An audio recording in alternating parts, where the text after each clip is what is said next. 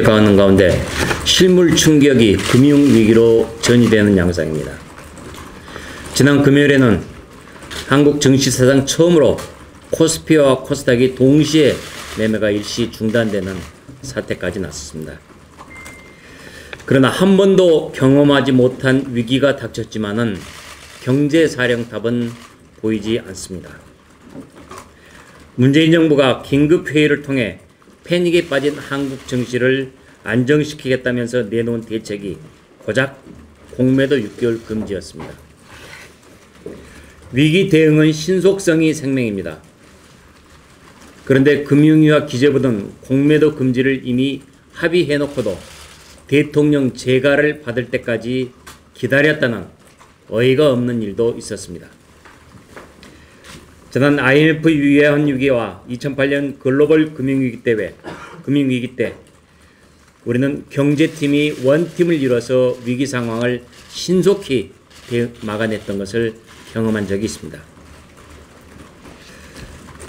이 정권이 유일하게 잘하는 것이라고는 국민 혈세에 뿌리기밖에 없습니다. 거기에 문 대통령이 전례 없는 대책이라고 발언해서 아마 추경 확대, 재난소득 추진 이런 것들이 이어질 가능성이 커졌습니다. 역대급 위기 상황을 핑계 삼아서 총선용 현금 살포에 나서겠다는 속셈이 뻔히 드러나고 있습니다. 모든 일에는 우선순위가 있어야 합니다. 추경을 하더라도 어디에 얼마나 쓸지 종합적으로 검토하고 가장 효과적인 방향으로 투입돼야 합니다. 민주당이 주장하는 6조 원 증액은 구체적인 근거도 없는 정치적 숫자 노름일 뿐입니다.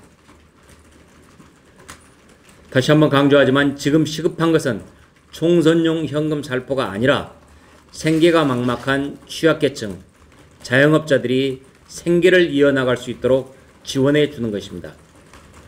우리 국민이 당장 필요로 하는 마스크 문제와 아이 돌봄 문제를 해결해 주는 것입니다. 추경은 꼭 필요한 것에 필요한 만큼 써야 합니다. 우리 당은 대구 경북을 특별 재난지역으로 설정해야 한다고 이달 초부터 진작 주장해 왔습니다. 문재인 대통령이 오늘 대구 경북을 특별 재난지역으로 지정한다고 하니 늦었지만 환영합니다. 무엇보다도 죽어가는 경제를 살려야 합니다. 죽은 후에 살린다고 해봐야 헛일입니다. 권영진 대구시장, 이철우 경북지사가 요청하는 직접 지원이 즉시 시행되어야 합니다. 우리가 포퓰리즘이라고 비판하는 것은 이런 것입니다. 코로나와 상관없이 소득 수준과 상관없이 어린이가 있다면 무조건 40만 원씩 주겠다. 그래서 1조 500억 원을 퍼붓겠다는 무차별한 현금 살포 정책을 말하고 있습니다. 국민의 혈세는 대구 경북의 피해 당사 주체들을 살릴 수 있는 자금으로 소중히 써야 합니다. 헬리콥터로 현금을 살포하는 식의 무작정 정책이어서는 안 됩니다.